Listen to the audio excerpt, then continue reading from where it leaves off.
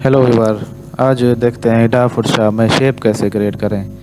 हम शेप बहुत ही आसान तरीके से क्रिएट कर सकते हैं। सबसे पहले आपने डा फोटोशॉप में कोई अच्छा सा बैकग्राउंड कलर सेलेक्ट कर लेना है।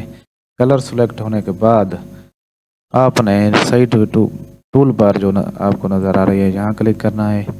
स्टार वाले आइकन पर कस्टम शेप चूज़ कर लें। कस्टम शेप चूज़ होने के बाद अब आपने शेप वाले आइकन पर क्लिक करना है।